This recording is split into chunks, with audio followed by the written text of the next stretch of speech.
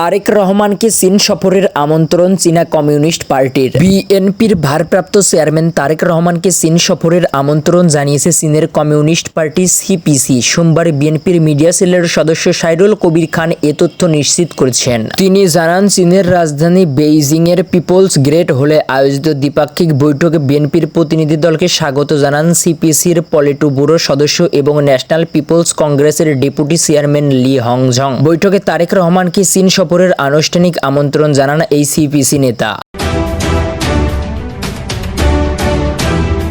সুপ্রিয় দর্শক, এই ছিল এখনকার সর্বশেষ বাংলা আপডেট সংবাদ। পরবর্তী বাংলা আপডেট সংবাদ পেতে দেশবাণী সংবাদ চ্যানেলটিকে সাবস্ক্রাইব করে বেল আইকনটিকে বাজিয়ে রাখুন। আপনার মূল্যবান মন্তব্য জানিয়ে দিতে পারেন এখনই আমাদের কমেন্ট বক্সে, আর ভিডিওটি শেয়ার করে অন্যকে দেখার সুযোগ করে দিন।